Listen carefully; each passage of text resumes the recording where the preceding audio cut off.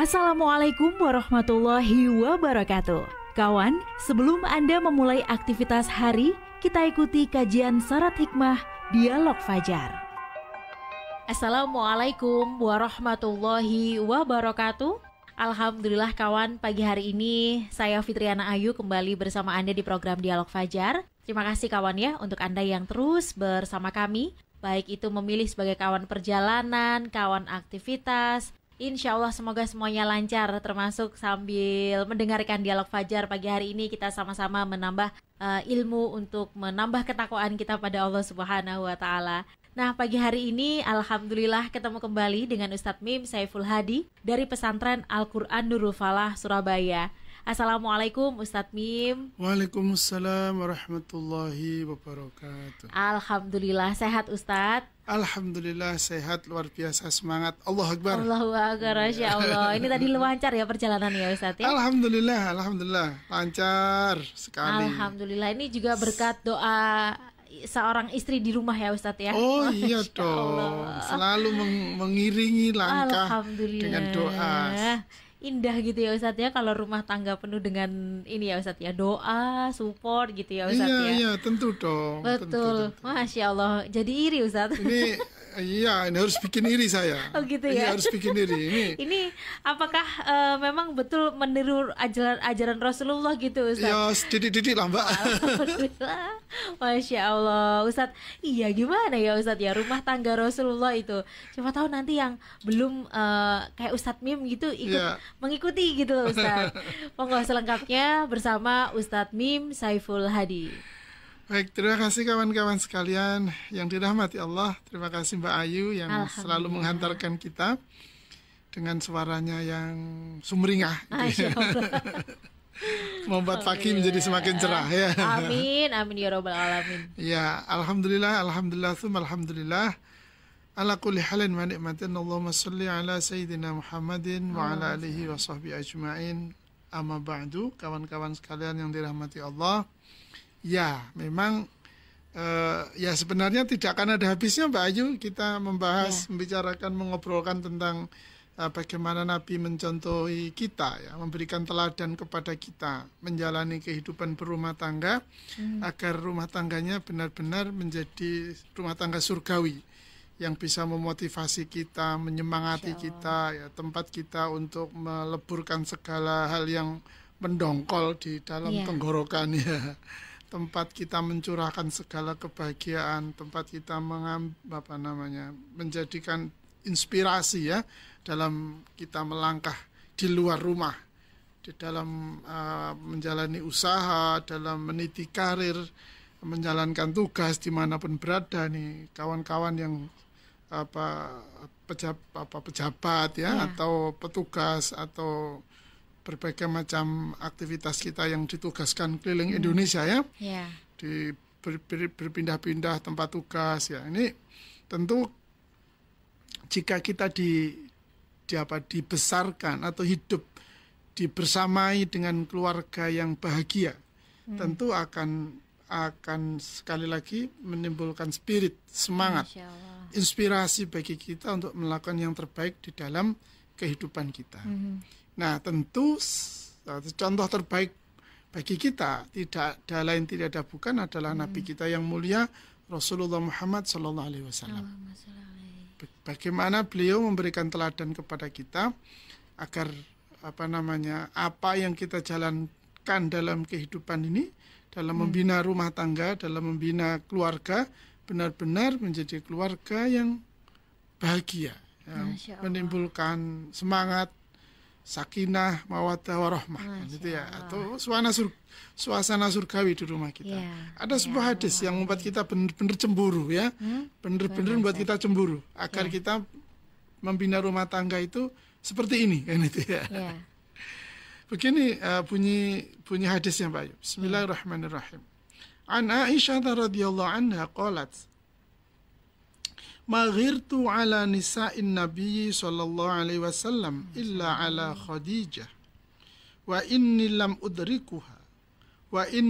udrikha qalat wa kana Rasulullah sallallahu alaihi wasallam idza dhabaha syata fayaqulu arsil ila asdiqai Khadijah qalat fa'aghdabtuhu yawman faqultu Khadijah faqala Rasulullah sallallahu alaihi wasallam inni qad ruziqtu hubbaha. Rawahu Muslim. Dari Aisyah radhiyallahu anha dia berkata, demi Allah, saya tidak pernah merasa cemburu. Ini Sayyidah Aisyah cemburu ini pada istri Rasulullah sallallahu alaihi wasallam yang lain kecuali kepada Khadijah.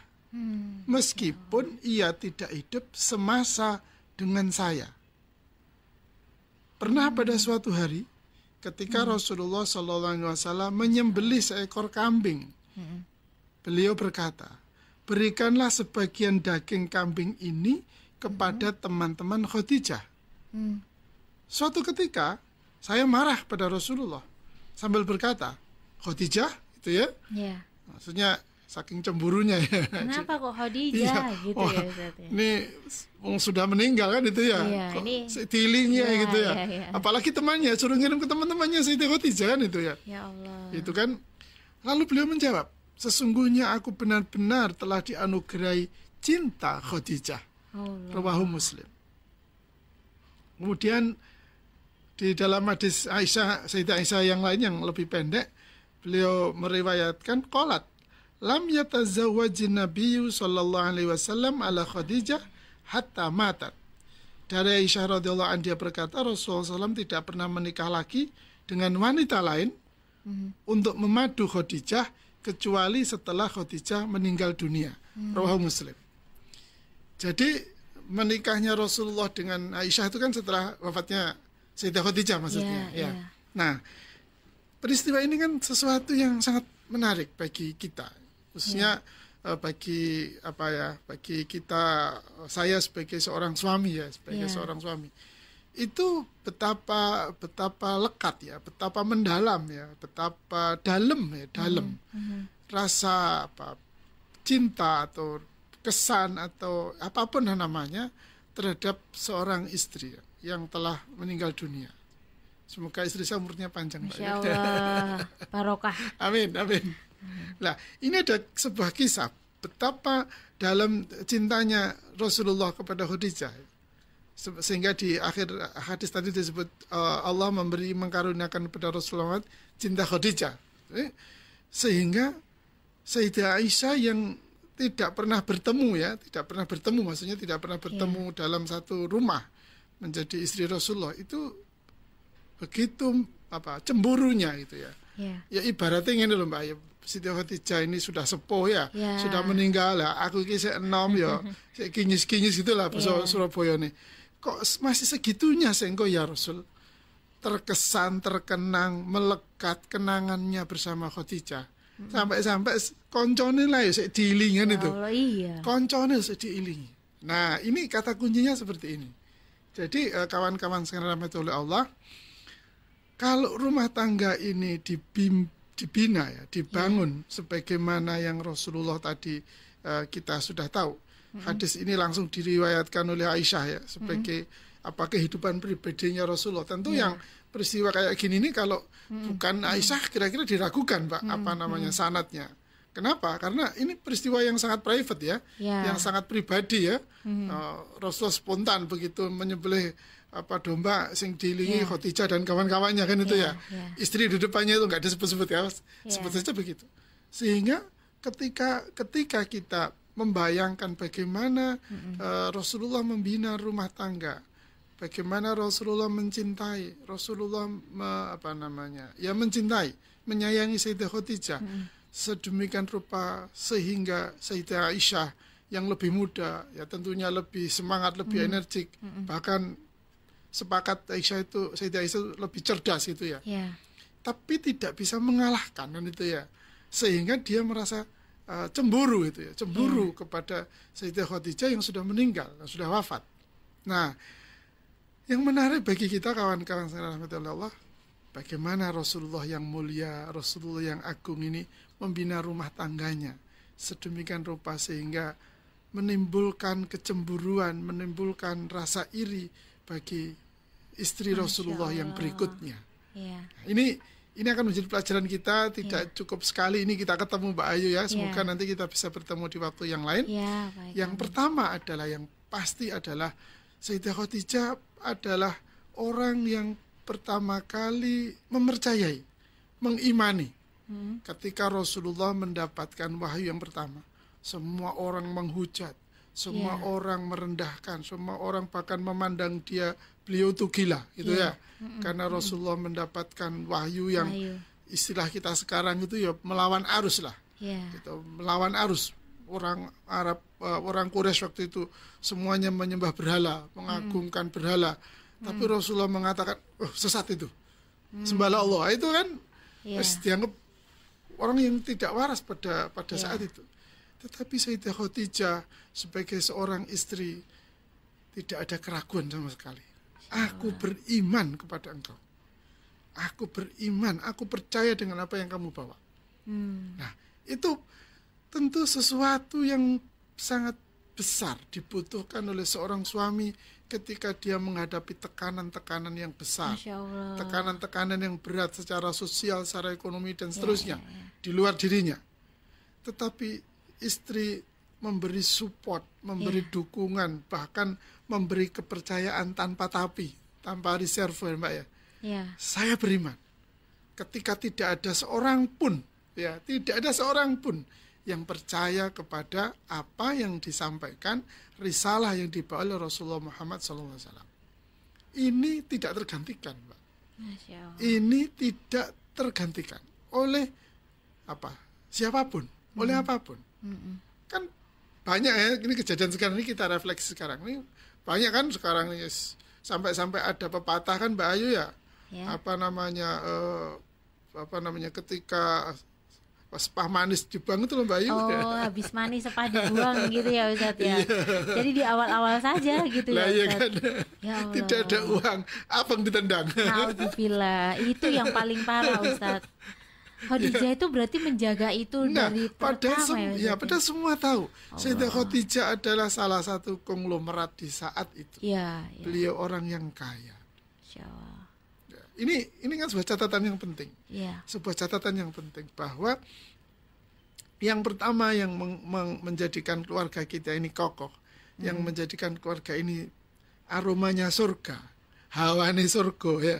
Ikatan kita tidak diikat oleh materi, oleh harta, loyalitas, kepercayaan, kesetiaan. Suami dan istri tidak diikat oleh harta, materi, atau yang semacamnya. Kenapa? Karena kita mau ngikutin Nabi tadi kan di depan ya. Kepercayaan. Ini kata kunci yang pertama. Sudah lewat urusan harta, entah yang kaya banyak hartanya, istrinya misalnya gitu, atau suaminya banyak hartanya, misalnya istrinya anaknya konglomerat paling sugih sa Indonesia misalnya Mbak Ayu ya, misalnya dia selalu masuk 10 besar majalah jajaran orang terkaya gitu. Allahu Akbar. Kadang-kadang kan membuat sombong ya. Lu siapa lu gitu ya. Gak lihat gue lah. Jadi lu gue gitu kan. Tidak itu. Maka pun pernikahan kita itu siapapun ya kawan-kawan, mari kita pegang ini ajaran Nabi ini. Pernikahan itu ikatannya jangan diikat dengan harta. Kalau diikat dengan harta nggak akan dapat sudah kebahagiaan sebagaimana yang saya ceritakan di awal-awal tadi dalam kitab berumah tangga. Kesetiaan akan menjadi palsu. Itu ya, rasa cinta, kecintaan atau ungkapan cinta juga akan menjadi semu. Tidak ada lagi rasa rindu, adanya cuman harta melulu itu ya. Pokoknya kawan, ayo mau balik mana wis. Ini yang pertama. Saya ulangi kawan-kawan sekalian rahmati oleh Allah bahwa ikatan kita, ikatan pernikahan adalah ikatan iman. Masya Allah. Kesetiaan diikat oleh iman. Jangan sampai harta yang ada di tangan kita ini milik orang tua misalnya, atau mungkin juga kita sudah punya investasi yang besar, punya kekayaan yang besar, itu janganlah dijadikan ikatan. Sehingga yang tidak ada sih di dalam ajaran kita ya, ada perjanjian sebelum nikah atau hartanya gimana kalau begini dan begitu itu tidak itu bukan ajaran agama kita, karena memang agama kita menikah ini sudah lepas dari tidak terikat oleh ikatan-ikatan materi atau harta. Ini yang pokok Mbak Ayu ya. Ini kayaknya waktunya sudah Masya Allah. Harus kita selesaikan ini ya. Masih satu ya Ustaz masih ya. Satu. Percayanya masih soal kepercayaan. Berarti masih ada yang diikat-ikat lainnya ya Ustaz ya. Semoga itu diberi berpanjang ya. Bisa ketemu di waktu yang lain. Baik. Terima kasih Ustaz Mim. Sangat menarik sekali kawan kita ikuti rumah tangga ala Rasul begitu ya. Insya Allah. Untuk yang materi hari ini diikat kepercayaan, semoga kita bisa diamanahkan kembali nanti bertemu di lain waktu di Dialog Fajar berikutnya. Amin. Untuk pagi hari ini semoga bermanfaat dan kita tutup dengan doa kafaratul majelis. Subhanakallahumma wa bihamdika nasyhadu an la ilaha illa anta nastaghfiruka wa natubu ilaik. Saya Fitriana Ayu dan juga Ustadz Mim Saiful Hadi pamit. Wassalamualaikum warahmatullahi wabarakatuh. Waalaikumsalam warahmatullahi wabarakatuh. Program Dialog Fajar yang baru Anda simak kerjasama Suara Surabaya dan Pesantren Al-Quran Nurul Falah Surabaya, lembaga dakwah yang amanah, profesional, dan berbasis Al-Quran. Pesantren Nurul Falah mencetak guru-guru Al-Quran dengan metode tilawati dan tahfidz Al-Quran. Informasi dan pemberian donasi hubungi 031 828 1278 atau nurulfalah.org. Wassalamualaikum warahmatullahi wabarakatuh.